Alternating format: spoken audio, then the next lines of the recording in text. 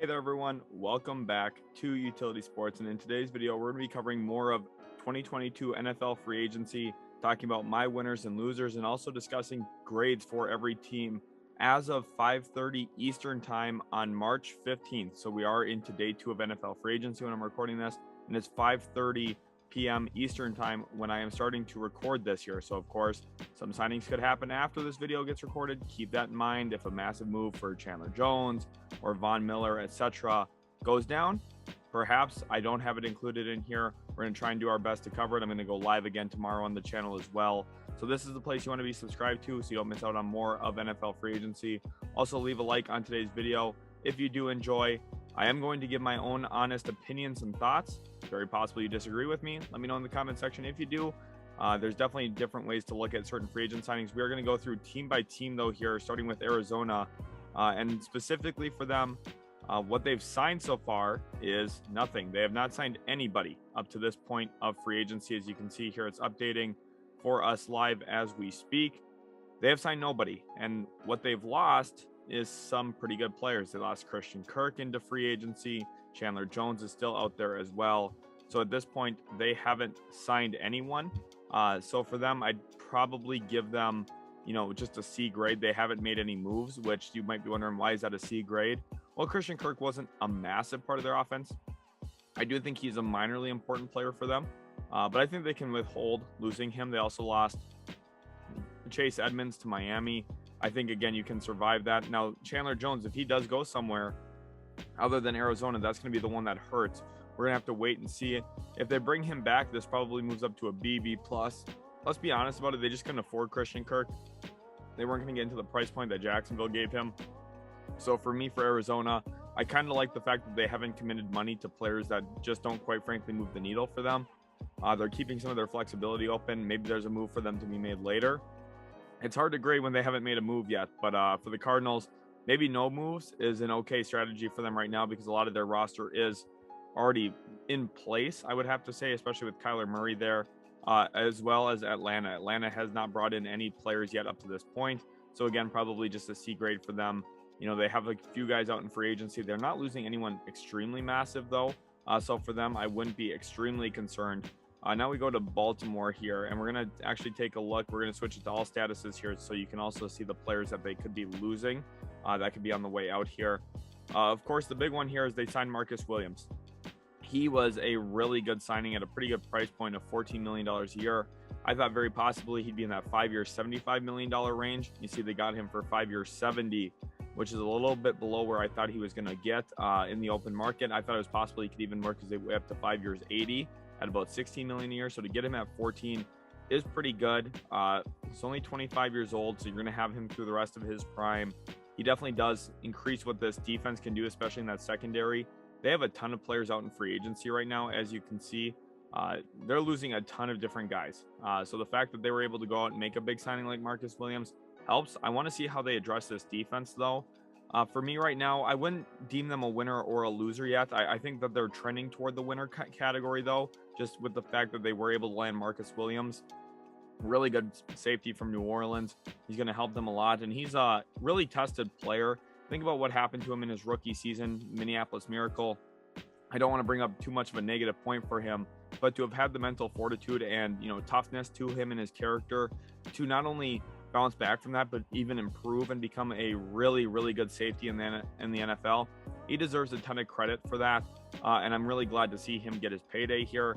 Now for them, if they were to become losers, it's like essentially if they lose everyone on this defense, guys like Calais Campbell, Brandon Williams, Justin Houston, you also have Pernell McPhee out there.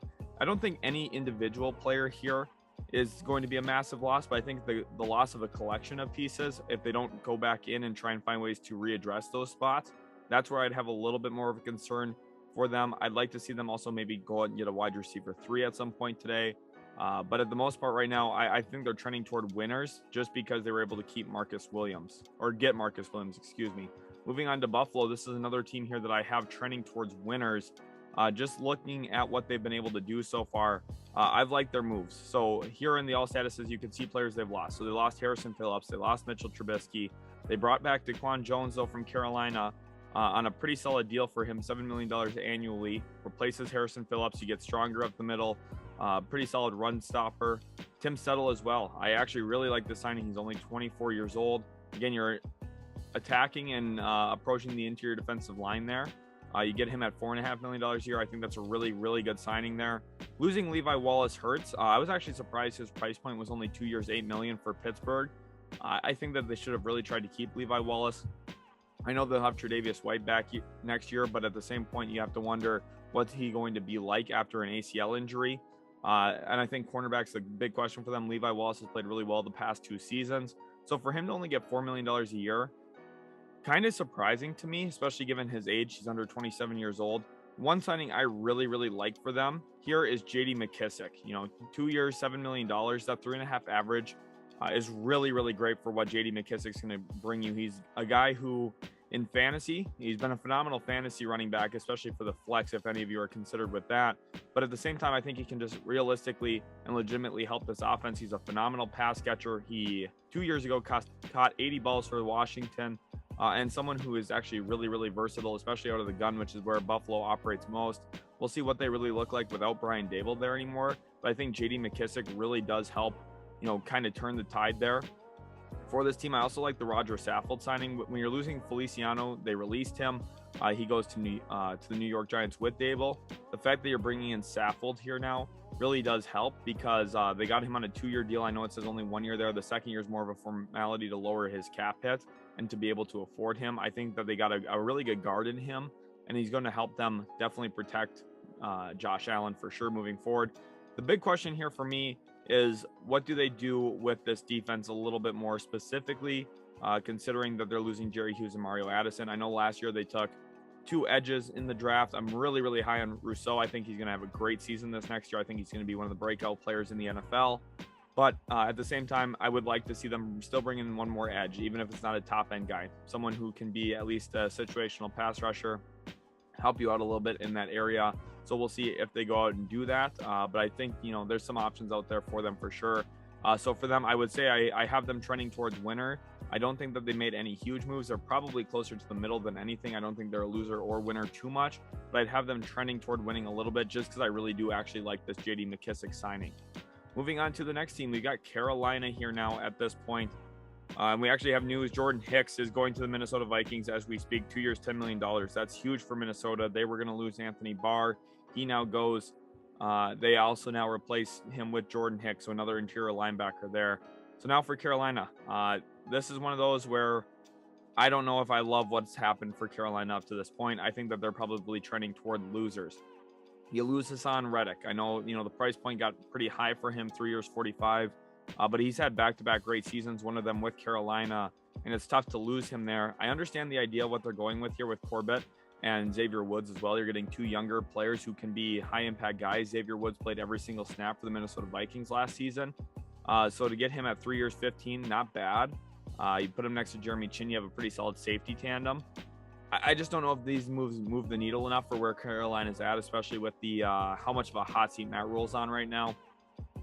For them, I just have them trending toward losers because it's hard to lose Hassan Reddick in the production he gave you this past season.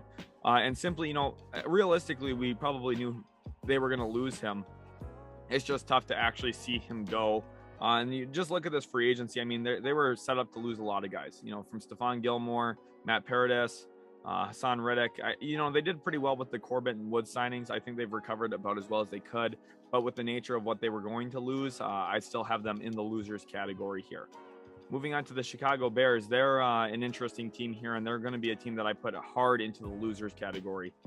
Really, really hard into the losers category here. Losing James Daniels is tough. 24-year-old guard who had pretty good high upside and potential. I really liked what he was going to be in the NFL.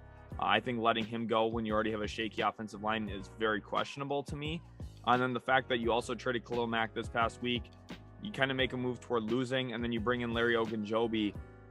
I just don't know about this. I don't love the Larry Ogunjobi signing. I understand he's a good pass rushing D tackle. You get better in that area, but you're also losing Akeem Hicks. You release Eddie Goldman. Does Larry Ogunjobi really move the needle that much for a team that I think just isn't, quite frankly, ready to win?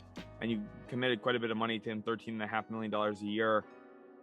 For me, I just don't love it for Chicago. I think I would put them in the loser category, even before they lose Allen Robinson and all the other players that they're going to lose as well. It's just a tough free agency for Chicago. Cincinnati. So to lose Larry Ogunjobi, I understand that's tough. He is a good player, but they played a lot of the playoffs without him. But I think what they've done really well is kind of build out what they really needed to. You know, they lose CJ Uzomah to the Jets. That's a tough loss. But they've gotten a lot better, especially up the interior. You go out and get Alex Kappa. You go out and get Tyke Harris. And Bengals fans are going to wonder, what if we had him this past year? Do we beat the Rams in the Super Bowl? That's the way that this front office is really approaching things here. You got a lot better up the middle. You needed to. Kappa and Karras, much better than what they were putting on the field last season. And they're both relatively young, both under 29 years old. They're going to be mainstays there in Cincinnati. So I do think this is a pretty good move here for the Cincinnati Bengals. I would have them as slight winners yet at this point. I know they put the tag on Jesse Bates, so they're not losing him. I want to see what happens with Eli Apple. I do think he'll actually be relatively important for them to keep. And then I'm also interested to see what happens with Riley Reiff, who was playing pretty well before getting hurt last year for Cincy. I think that if they keep him, they're definite winners if they keep one of those two guys. But even if they do lose both of them, I still have them in the winner category, specifically because of Kappa and Karras. Losing Uzomah is tough, but I think Joe Burrow is going to be able to get a lot of the tight end position regardless of who is there. Moving on to Cleveland now, the Browns at this point. We'll see exactly if my thing can update. Here we go. We're on to the Cleveland Browns. So let's see what they've got in for losses and wins.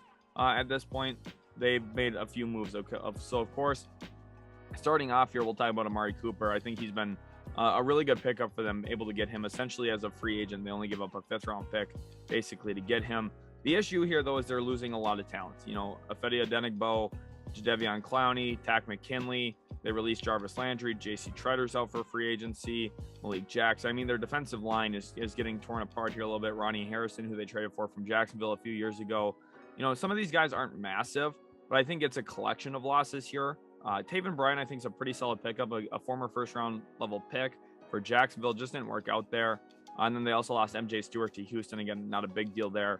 I just think this is going to be a little bit of a subtraction just because of the sheer number of players that play a little bit of a role on this team. I think Jadeveon Clowney's a bigger loss than people are anticipating. He was really good when it comes to pass rush win rate, which is, I think, one of the more important next-gen stats in all of football. So to lose him, that is a little difficult, but for the most part, Cleveland's not massive losers. I do think that they're slight losers as of this point. Again, remember, I'm recording this before all free agents are signed. Stuff can change. So definitely a big question for sure. Moving on to Dallas, another team that I think you have to consider a loser here at this point, just with who's going out the door and the fact that they haven't brought anyone in. They had a deal done with Randy Gregory. He opted out of that, went over to Denver.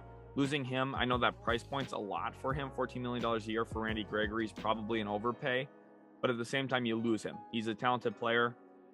You also lose Cedric Wilson, who was a fairly valuable player for you last season. Now, I think, again, the price point may be a little bit high for what Cedric Wilson really brings. And then Connor Williams, I think that's another loss, a 24-year-old guard at $7 million a year annually. I don't understand why you wouldn't bring him back for that. Even with some of the money issues there in Dallas, I still think that he would be worth retaining for that price, and I'm sure he would have been interested in staying in Dallas had they wanted to. I know his career hasn't necessarily panned out the way a lot of people had expected and hoped, but still, I think with his age and the price point, it would have made sense to keep him. You also have Blake Jarwin out in free agency. I mean, again, this is another example of, you know, maybe you're not losing the most important players, the most productive players, but you do have a collection of players who are going out and they haven't made any moves yet to this point. So up to this point, through half of day two, I would have them in the losers category slightly. The fact that Randy Gregory is slightly overpaid makes them not huge losers, but at the same time, I do think they are slight losers to me. Denver here now. Again, this is a situation here where I think they've done pretty well for themselves, specifically because they've addressed areas of need after trading Von Miller away and also after trading Shelby Harris in the deal for Russell Wilson. And with the conjunction of bringing in Russell Wilson, you have to consider the situation changed for Denver, you know, in terms of how much money they had available, what kind of moves they should or could make. And I think they've done really well for themselves here. I would expect some of these other players to stay. around as well, but they've positioned themselves to improve, and they just need to add to the defensive line, and they have. Losing Teddy Bridgewater, once you bring in Russell Wilson, that doesn't matter. That's not even a loss in my book. And then what they've done is address their defensive line. Trading Shelby Harris, excuse me. You need to bring in DJ Jones, D-tackle from San Francisco, 27 years old, $10 million a year. That's kind of the price point for sneaky, solid defensive tackles this year. You look at what Foley Fatukasi offered the Jaguars. You look just at that position, $10 million a year annually is what that market's going for. And I think they got a pretty good one here in him, and then Randy Gregory. You trade Von Miller away, you bring in Gregory, who I think is ready to have an increase in production. And the nice thing for Denver is you don't necessarily need him to get 15 sacks next season. You're hoping he can get between 8 and 12. If he can get to that number, he's had a really productive year for you with a healthy Bradley Chubb back. This Denver team and this Denver defense is ready to take a huge step forward, and Russell Wilson's going to take care of the offense. So I think Denver's really well positioned now. I think they've done a good job with their cap space that they had coming in, and I would deem them a winner at this point simply because of who they brought back. They also did bring back Josie Jewell. I know that's not listed on here, but I do think that's also a nice move for them as well. So for them, I would say they are winners up to this point. Moving on to the Detroit Lions here. What they've done so far is bring in DJ Chark, 1-year deal, $10 million. And looking at who they had headed toward free agency, they also brought back Tracy Walker on a 3-year, $25 million deal. I would give the Lions an A, or maybe an A+ even with this, because they're giving DJ Chark his prove-it-year deal in a year that they badly needed another wide receiver. Amon-Ra St. Brown has broke out near the end of last year. I think he's a player that's going to continue being very successful throughout his NFL career. And you get a guy who can really work outside the numbers. He could be a deep threat, former Pro Bowler, only 25 years old. And you get to know him better than any other team. If he has a good season this year coming back from injury, you probably have a leg up in retaining him. And he fits your timeline. He fits your window. I was really high on DJ Chark. I thought that this was a player that a lot of teams should show interest in. It seems like teams were a little bit afraid to give him a multi-year deal off of the injury he suffered. But at the same time here, Detroit takes advantage of that, gives him 1 year, $10 million. That's a good price point for a player like Chark, what his capabilities and skill set is. I think this makes a ton of sense. I think more teams should have been in on this. And also being able to keep Tracy Walker does improve your secondary long-term. I like his upside. So for me, I think Detroit is a massive winner here. And I think that they've done really well for themselves so far. I think the Lions are really well positioned for the future, actually, with their second overall pick and another first rounder. And they have 2 first rounders next year as well. I think the Lions are going to be moving in the right direction. Packers here, another team that I would have to consider a winner simply because of who they've been able to retain. Now, I know they released Zadarius Smith, but they were able to bring back Devondre Campbell, who's an all-pro linebacker. Had a ton of tackles for them last year, and they wouldn't be the same team without him. They also got an extension done for Preston Smith to lower their cap hit. Able to keep Aaron Rodgers around. That was the big question. Put the franchise tag on Devontae Adams. If they can work out a long-term deal with him, it becomes a no-brainer that they won free agency simply because they didn't lose their 2 best players in Adams and Rodgers, which was a real risk going into the season. And then losing Oren Burks here to San Francisco. Not that serious of a loss, specifically since you were able to keep Devondre Campbell at a decent price point, 5 years, $50. For a linebacker, it's a little bit more than maybe you'd hope, but at the same time, his level of production this past season in that defense was so immense that you just can't afford to give that up. I think Rashawn Gary's ready to take a step forward too as an edge for them. So I don't even know if they're going to lose the production from Zadarius Smith as much. I think they're really well set up. You look at their wide receivers. I still think they need to go out and get a wide receiver 2 at some point. We'll see if Will Fuller's name does come up for them. They've been linked to him in trade discussions before. But I do think Green Bay's done pretty well for themselves. I'd probably give them a B or B+ up to this point. They haven't brought in outside players up to this point, but they have done pretty well themselves, just setting themselves up for success. Houston here. Let's take a look at what they've done so far. They did bring back their cornerback Desmond King on a 2-year, $7 million deal as well. That's not listed on here. They brought back some of their own guys, but they did lose Justin Reed to Kansas City. That one hurts. I think Justin Reed was one of the most talented players in that defense, and he's young, 25 years old only. So losing him to Kansas City, that definitely does hurt. Kind of reminds you of when Tyrann Mathieu left for Kansas City. Now, I don't think Justin Reed's the same caliber player Tyrann Mathieu is, but at the same time, Young leaves Houston for Kansas City, and I think he's going to do a lot of winning there. What I do like is I'm bringing in A.J. Cann for only $4.25 million a year annually for 2 seasons. That's a pretty good signing to me. That's probably like a B-level signing. Not a huge difference maker, but he's solid up the middle. MJ Stewart, again, that's one of those where I'm not reading too much into that. He's an okay corner, not going to really move the needle. For the most part, smaller moves. This is kind of what they did last year. I think that they need to make a big move. So for them, I'm going to put them in the slight loser category.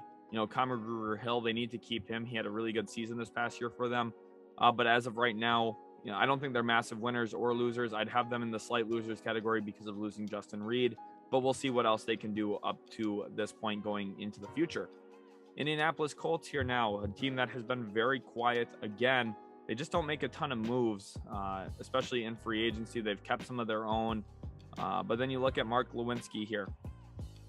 So we do have some compensation here in a deal too. I'm trying to get that as we speak. So this video is going to have a little bit of live updates in it too. Comp picks got released. Okay, so that's interesting. That'll be a separate video from this one. Mark Lewinsky, they lose him from the Colts over to New York. Again, that makes you a slight loser. And the issue here with them is they haven't made a move for quarterback left yet. So I think the Colts are in the loser category. They don't have their first round pick. They lose a solid offensive lineman in Glowinski to the Giants.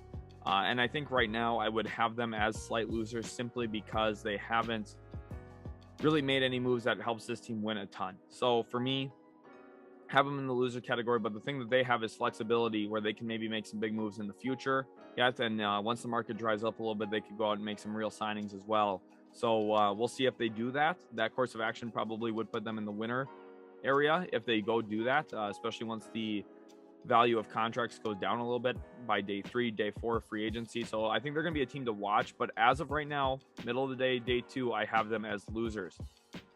Jacksonville here now. We're moving on to the Jaguars.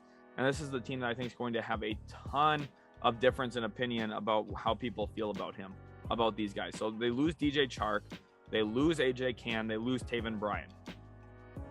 I don't like the DJ Chark loss. That's the one that hurts. I think that they should have really tried to retain him. AJ Cann, it makes sense why they lost him. I'm not worried about that. And then Taven Bryan, again, I'm not super worried. It just didn't work out there in Jacksonville. I think a change of scenery might be good for him. But now let's talk about their additions and why I think that they are huge winners in NFL free agency. I know some people are going to say they're huge losers. I know some people are going to say they're mild winners, mild losers. I think they are huge winners, and I'm very invested in the Jacksonville Jaguars. My best friend is a Jacksonville Jaguars fan, so I really do keep my eyes on this team. I watch a lot of their games, and I know what they needed. They also did release Miles Jack, so that's something I don't love for them. Not a fan of that myself, but moving into the reality of the situation here. Let's start with the signing that they first broke out with, and that was Brandon Scherff. 3 years, $49.5 million. Phenomenal signing. Brandon Scherff, the best interior offensive lineman to hit the market this year. Kind of reminds me of Joe Thuney last year for the Kansas City Chiefs. They signed him. He was instrumental for them to get them to where they were this past season. He was a phenomenal guard for them. And again, I think Brandon Scherff's going to be a huge addition for Jacksonville. I think they need some veteran leadership. Scherff's been a part of everything in Washington when they had all these scandals, all the issues. He's been a part of a rebrand, rebuild, all of it. And I think he's going to really bring a nice leadership presence into that locker room, especially along the offensive line. And then looking at the next one, Foye Oluokun from Atlanta. This is a great signing. I didn't talk about this with the Atlanta Falcons. I should have. Foye Oluokun's a huge loss. So to lose Oluokun here to Jacksonville is massive for Atlanta. And this is massive for Jacksonville because he is a tackle machine. This guy's one of the best tacklers in all of football. Flies around the field. They get him at a pretty high price point, 3 years, $45. If you're Jacksonville, you're going to have to overpay to keep guys or to get guys in free agency. You have to convince them to come. And the thing here is when you're a team that's picked number 1 twice in a row, you don't want to stay bad. You want to improve this team even if you have to spend money to do it.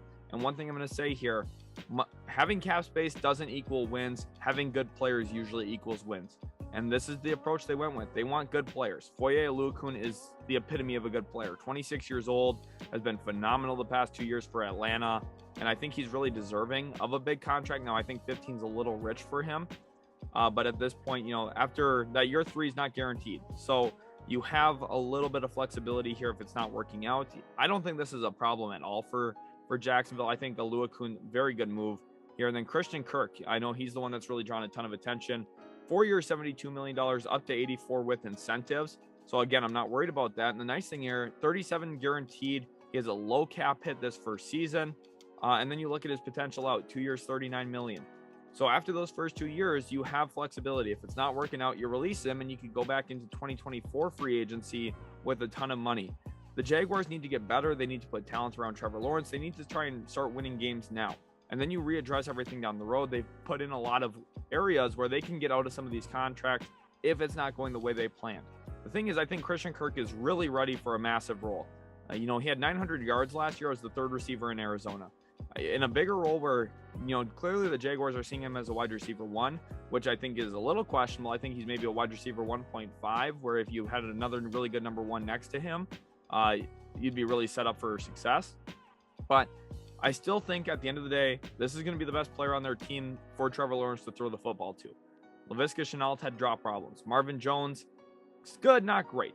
Christian Kirk, there's potential for him to be great. And for Jacksonville here, I do really like the signing. Zay Jones as well. I like his addition into the receiver room. I also think there's a potential outcome where he plays some, pass catching running back for them, kind of what we see with Cordero Patterson from the Atlanta Falcons, which that does excite me for sure. And then also Evan Ingram. They badly needed a tight end. They brought in Dan Arnold last year from Carolina. They went from having basically no tight ends to 2 pretty good ones here in Evan Ingram and also Dan Arnold. Now, I know Ingram has had some bad drops in his career, so you're going to be relying on 2 guys out there in Shenault and Ingram who have a little bit of a drop problem. I'm not super concerned about it, though. Ingram athletically is a big-time improvement for what they've had historically at that position. And I do think the Jaguars are much better today than they were at the start of free agency, which is, if you're really identifying what a team needs to do in free agency, it's to get better. And the Jaguars have done that probably more so than any other team. Kansas City here. This is interesting for me because they lost a really good player, but they also added a good player at a needed position. They added Justin Reed to replace Tyrann Mathieu. They got younger there, and they got a guy on a pretty good price point, $10.5 million a year for him. I do think it's pretty solid for Justin Reed. But then the loss here, losing Charvarius Ward, 3 years, $40.5 million at $13.5 annually. That's a big loss, and people might not understand why. I'm really high on Charvarius Ward. Nearly 27 years old. He's one of the better man-to-man corners in the NFL. And for anyone who watches Chiefs games or knows their defensive coordinator, Steve Spagnuolo, they run a ton of man coverage. They put a lot of pressure on the quarterback. They love to blitz. They love to be aggressive. And you need one-on-one corners who can hold up. And Charvarius Ward over the last 2 seasons has been one of those guys. L'Jarius Sneed's also stepped up for them. But I think losing Charvarius Ward is a bigger loss than anyone's realizing. And I think San Francisco is really lucky here to have actually added him in. I think he's a massive upgrade for their defense. So for me, the Chiefs I'd have as a slight loser up to this point. You also look at some of the other guys they have going out. Again, not any huge names from this point. But I do think losing, Tyrann Mathieu is a huge name, obviously, but we've talked about him. But losing like Melvin Ingram and Remmers and Mike Hughes, there's enough losses in here where it's a little bit of a concern for me, especially on the defensive side of the ball for a team that defensively, I know that's always been the weak point because you have Patrick Mahomes, but they've been solid the last few years, and I have concerns that they're not at least going to be solid next season. So for me, Kansas City, I think they're a loser up to this point of free agency. Let's move on to the Raiders here now. Another interesting team. They lost Zay Jones. They brought in Darius Phillips from Cincinnati. Not a big move by any means. 1 year, $1.5 million only. They're going to lose, in my opinion, quite a bit of depth on their defense, especially the defensive line. When you look at Jonathan Hankins, you also are losing KJ Wright, Quentin Jefferson, Solomon Thomas, and then also Gerald McCoy's hitting free agency, who he only played 1 game last year for them. But all your options at D-tackle are pretty much out the door. So they need to find a way to address defensive tackle. The fact that they never traded Marcus Mariota, I think, hurts a little bit as well. Even if they could have gotten a 6th or 7th round pick, could have maybe offset losing him for nothing here. So for me, I don't love what's happened for Vegas up to this point. They haven't really brought anyone new in, and they've lost some decent players. I think they're on track to lose some decent players. So even though Zay Jones wasn't super productive for them, again, I think he's an okay player. So for Vegas, I'd have as a slight loser up to this point. Again, I don't think they're losing a ton, but I think what they're losing is enough contributors where it maybe matters a little bit for them. Chargers here, one team that I think everyone's going to look at as massive winners from NFL free agency, and for good reason. You bring in Austin Johnson on a really good contract. At a much needed position, you also bring in Sebastian Joseph Day. So their weakest position, which was D-tackle, gets immensely better this year in free agency. with 2 really solid defensive tackle options. And then you bring in the best free agent in the entire free agency class just based off his age and what his potential outcome could be as a man-to-man ball hawk corner. And that's J.C. Jackson from New England, Mr. INT himself. Goes to the Los Angeles Chargers. He's now in the secondary with Asante Samuel Jr. and Derwin James. This team is much better with J.C. Jackson there. One thing I want to see them do is address the offensive tackle spot, specifically right tackle. Rashawn Slater was a phenomenal pick last year in the NFL draft for them. They still need a right tackle. You know, down the stretch of the year, and really the reason why they lost the Las Vegas Raiders in Week 18 and why they didn't punch a ticket to the playoffs was Storm Norton. He just could not hold up against Max Crosby. Crosby dominated that game for the Raiders, and Storm Norton's a problem. You just can't have him on your offensive line. I know he's in free agency. He won't be back. But you need to find a way to improve there. And then you could probably look at using your first round pick either for a wide receiver or linebacker. I think both are on the table at this point for Los Angeles. They still need to go out get a right tackle. But as of right now, I do think they are sitting fairly well with the idea of signing J.C. Jackson, Joseph Day, and Johnson. I'd give them an A so far for free agency. Moving on to the Los Angeles Rams, will be staying in the city of Los Angeles here. Again, they lost Austin Corbett. They lost Sebastian Joseph Day, and they lost Okoronkwo as well. For me here, the Rams, it's going to come down to if Von Miller stays or not, which we don't have official confirmation on yet. But the thing here for me with, Joseph, with losing what they've lost, they lost contributors, but I think that I really trust this front office to use days 2 and 3 picks, specifically day 3 this year, to readdress some of these issues, to find players who can help on the margins. This front office does it better than any other team in the NFL, in my opinion, about getting late round picks to be hits. And I think the Rams are going to do a really good job with that moving forward. I think the Rams are really well positioned with their quarterback situation with Stafford. And as long as they can keep Von Miller around, I like their chances going forward.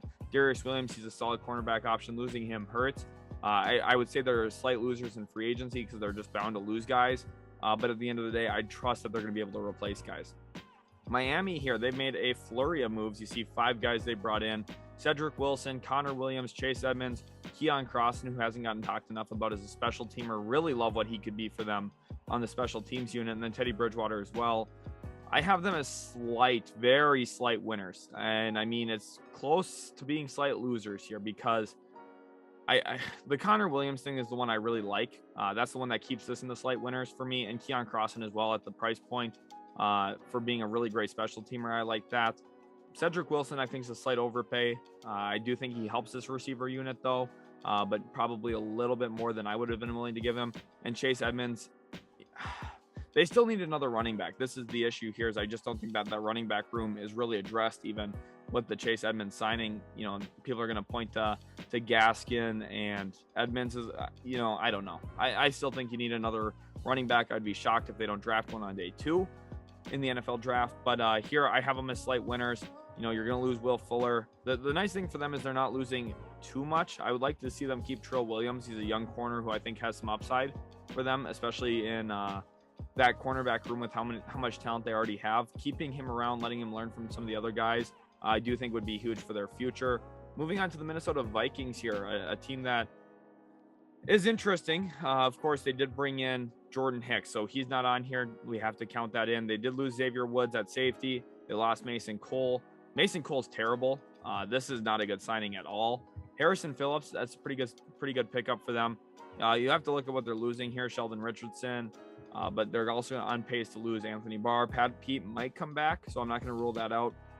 But for them, bringing in Jordan Hicks in that new 3-4 defense, I do think that's huge. Harrison Phillips as well fits their new defense. So for me, I think Minnesota's a decent winner here.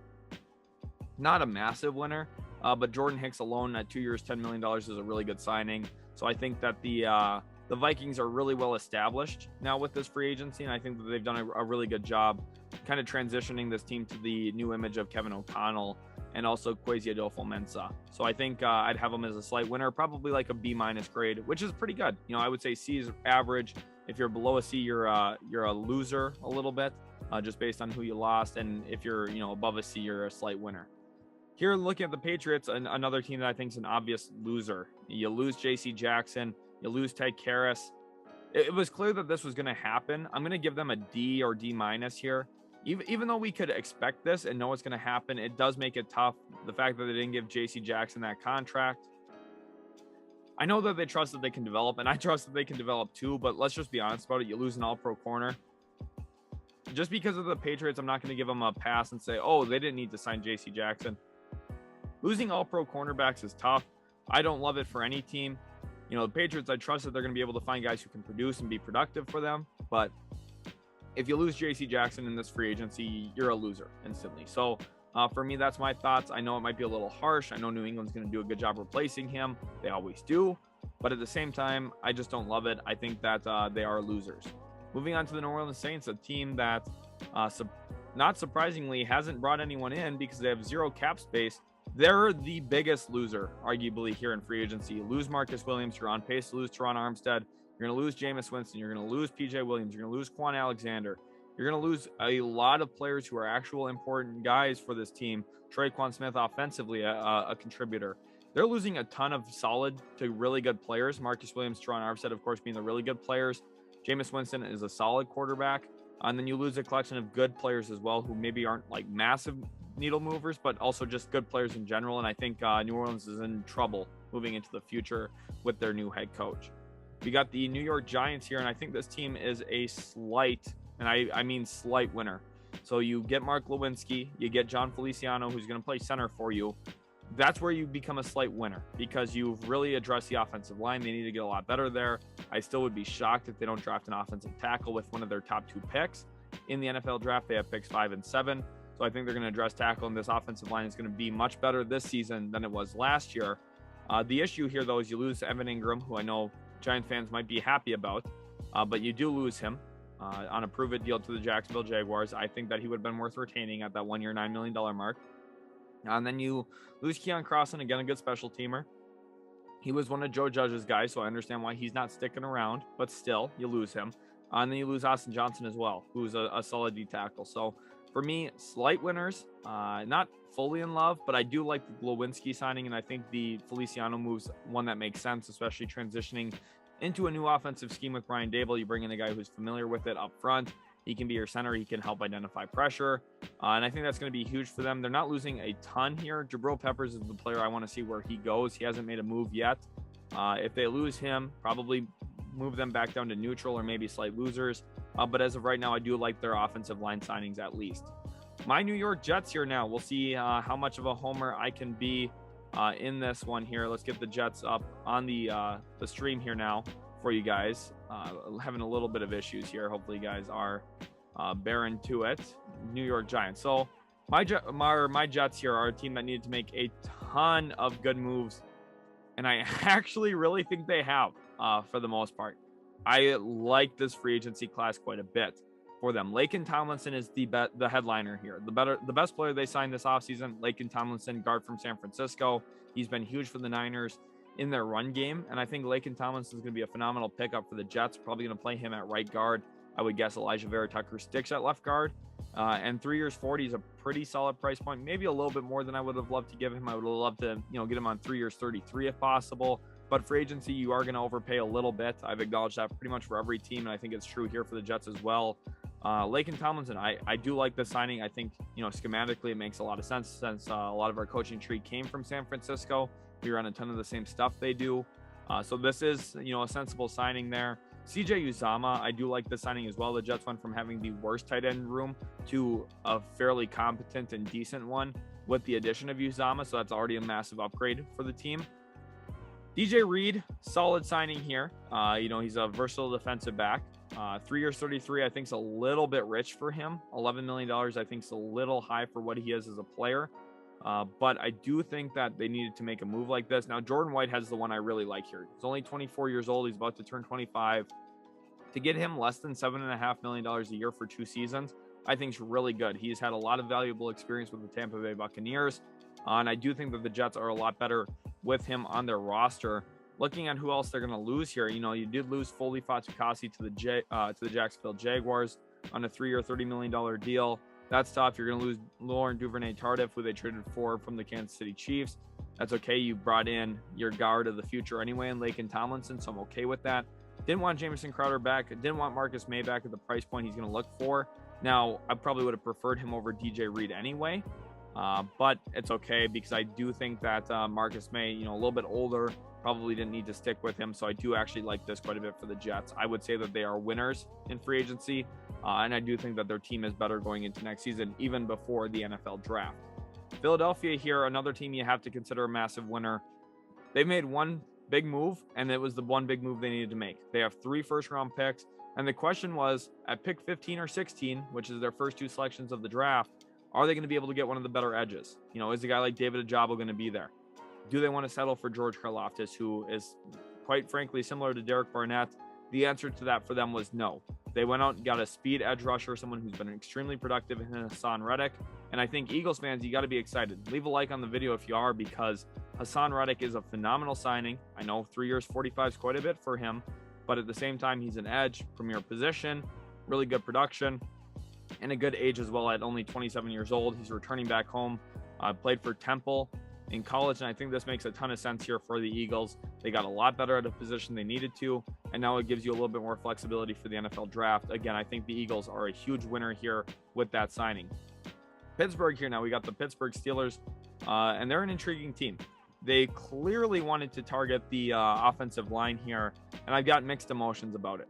First of all, bringing James Daniels, that's an A-plus signing to me. I love James Daniels here on this contract, 3 years, $26.5 million. I think pretty much every single team in the league should have really strongly considered that. The Pittsburgh Steelers badly need to get better up front. They still have pick 20, which they can use to address an offensive tackle. Mason Cole is a bad signing. 3 years, $15.75 million for him. That's an overpay. I've watched him block. He is terrible. He's just not a good center. So I don't like the Mason Cole signing at all, even though he's young. Again, I just don't think he's good. So, for me, Steelers fans, I could see why you'd be excited about it. You could look at this and say, oh, we got a guard and a center. Our interior offensive line got better. I think it got half better because James Daniels made it better. I don't think Mason Cole makes you better. Mitchell Trubisky, I think a good signing here. Gives him a chance to be the starting quarterback of the future for Pittsburgh. Kind of a prove-it deal here, 2 years, 14. That doesn't hurt your cap space too much. Going forward, it's pretty affordable for a quarterback, especially one that was former 2nd overall pick. And there's hope here that if everything worked out well in Buffalo, if he really did improve under Ryan Dable, learning behind Josh Allen, maybe he becomes a really solid quarterback option for you. And I think he's going to be better than Ben Roethlisberger was last year, regardless of if he improved or not, because Roethlisberger was just so bad last season. And then to also get Levi Wallace, again, I talked about it earlier when we were talking about Buffalo. 2 years, $8 million is phenomenal for him. I know you have Hayden, Juju, Ebron still out in free agency, Akella Witherspoon as well. Terrell Edmonds, I think, is notable. James Washington as well. They are going to probably lose some solid players. I would like to see them keep Hayden around and have him and Levi Wallace be your 2 corners this season. But for the most part here with Pittsburgh, they need to get better on the offensive line. They did so a little bit. I would have them as winners. I don't think Mason Cole hurts them that bad. It's not too much of money committed to him that it's going to be terrible. But at the same point, I would have liked to see him probably just not get signed. But here for Pittsburgh, I understand the motive. I understand the idea here, and it gives them some flexibility with pick 20 in the draft as well with what they want to do with the idea that Trubisky is their quarterback next season. I think Pittsburgh's a winner. Moving on to the San Francisco 49ers, a team that badly needed to make a move at one key position, and they've done that. You do look at what they've lost. They lost DJ Jones. They lost Laken Tomlinson. Those are 2 big losses. Don't get me wrong. But Charvarius Ward is a massive upgrade for them at the cornerback spot. They just, quite frankly, didn't have anything. Jason Verrett struggles to be consistent and struggles to stay healthy. So for me with Charvarius Ward is I'm getting a player who I can count on to be on the field, and I'm also counting on a guy who I can rely on one-on-one, which probably could empower this defensive line to go after the quarterback even harder. You have guys behind who can stick in man coverage a little bit better. Charvarius Ward, I think, is a phenomenal signing here. I know people were saying overpay. It's not at all. Trust me on this. Charvarius Ward is a great signing. I think the 49ers are winners here. Losing Tomlinson hurts, don't get me wrong. Losing DJ Jones hurts, but I do think that they got a lot better with this Charvarius Ward signing on the defensive side of the ball, which is really where their strength is anyway, and they just got better there. So for me, I would have San Francisco as winners in this free agency, and they still have potential move to make with Jimmy Garoppolo, so their flexibility is pretty good. Giants are also signing Tyrod Taylor here now, so they do get a backup quarterback. I thought Trubisky would have been a landing spot there. Didn't get him, but Tyrod Taylor goes to the Giants. So pretty solid move there if we want to add that into the Giants thing, but I don't think it really moves the needle too much. Seattle here, they've been able to retain some of their own guys. They kept Al Woods. They kept Quandre Diggs on a pretty decent contract. DJ Reed, they lose, of course, to the New York Jets. I'm not concerned about that at all, though, because they were able to keep Quandre Diggs. I think that they're fairly well positioned. They're also able to keep Will Dissly around, and they brought in Noah Fant in the deal for Russell Wilson, so I actually really love their tight end room now. Of course, the releasing of Bobby Wagner and losing him really hurts. I understand why. They're saving a ton of money in that process. To also lose Jamarco Jones to the Tennessee Titans, I mean, that's a little bit of a pain, especially since you're losing Dwayne Brown as well. So to lose 2 tackles isn't great. But for me, Seattle, I think they're smart in where they're positioning themselves. They're taking more of a long-term approach here. I would say that they're slight losers. They've been able to keep some of their players, but at the end of the day, they decided to cut Bobby Wagner. It's not like they're losing him on accident. So for me, Seattle, slight losers. I don't like their moves in totality. I think they could have probably gotten more for Russ, but for the most part, I don't think Seattle's massive losers here. Tampa Bay, I think, is massive winners throughout free agency, and I'm going to actually include the Shaq Mason trade here because Shaq Mason was a really good trade for them. They needed to find a guard after Ali Marpet retired and after losing Alex Kappa to the Cincinnati Bengals. That one hurts, but they've recovered really, really well, specifically with the trade for Shaq Mason. And I also think the signing of Russell Gage is really good. 3 years, $30 million is perfect for a player like him. Really good in the slot. He's young, only 26 years old for Atlanta when he was there. He stays in division. They've had a good look at him, get to play him twice a year. Now he's going to come in and really help Tampa. And I think one thing with them, especially with Godwin out probably to start the season, they just need another receiving option. Once Antonio Brown left the team, it was clear they just didn't have enough threats for Tom Brady, who comes back in free agency. Russell Gage, a really good pickup for them. I do think he helps them. Losing Jordan Whitehead hurts a little bit, but they have played in games without him already. So I don't think that that's going to really kill the defense. I would expect Gronk to be back. I don't see him going anywhere else. They're going to lose Sue. They might lose JPP, but they've set themselves up with Joe Tryon-Shoyinka, who they drafted in the first round last year. I want to see what they do with the running back spot because they're on pace to lose Leonard Fournette and Ronald Jones. Perhaps they're a team to watch and maybe even the back end of the first round to draft one. We'll see if they ultimately do that. I think they'll really strongly consider guard as well, though. Just with the fact that you lost Kappa, you're also losing Marpet to retirement. So we'll see what they do. But I do think overall with the Shaq Mason trade included in this, I would say they are slight winners just with how they recovered from the Marpet retirement specifically. Tennessee Titans here are the second to last team in today's video. Hopefully you guys are enjoying up to this point. You see they brought in Jamarco Jones. They were also able to keep a couple of their own guys. Jeff Swaim, for example. They lost Roger Saffold. They brought in AJ Moore. Probably a slight winners, very close to neutral. This is probably one of the more neutral ones of free agency so far, simply because they haven't made any significant moves, but they haven't had any massive significant losses up to this point either. I want to see what happens with Jayon Brown. I think he's their best player in free agency this year, so I'm interested to see where he goes.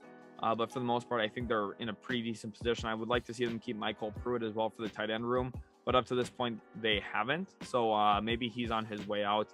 But for them, I would say they're very, very close to neutral for Tennessee. I just don't have a lot of concerns about that. And then Washington, the Commanders here now, they lost Brandon Scherf. They bring in Tim Settle from Buffalo, or they lose Tim Settle to Buffalo, excuse me. And then they also lose J.D. McKissick to Buffalo. So they haven't brought anyone in up to this point. I think they needed help in their secondary. They are also losing John Bostic at linebacker, so I think that's a question for them. And you lose a really good pass catcher in J.D. McKissick, one that I think would have really helped Carson Wentz. You lose a pretty solid D tackle, which I know they're really strong on the defensive line. They won't feel that loss as much as another team would. But losing Brandon Scherf is huge. They have one of the best offensive lines in football this past season. Scherf was right in the middle of it all. He was huge for that team, huge for that offensive line, and to lose him, I understand why at the price point, nearly $17 million a year is a lot to give up for a guard. But I do think it puts them in a little bit of a tricky situation here. I'd have them as losers just because they haven't brought anyone in, and they lost one of the best offensive linemen in football in Scherf. And I also actually do think that the J.D. McKissick loss is more important than people are talking about. So for me, I consider this a loss. This has been my winners and losers up to this point, day 2 in NFL free agency. I know this video was quite long. Hopefully you guys did enjoy, though. Give me your thoughts in the comment section. Subscribe if you are new to Utility Sports, and we'll catch you in the very next Utility Sports video.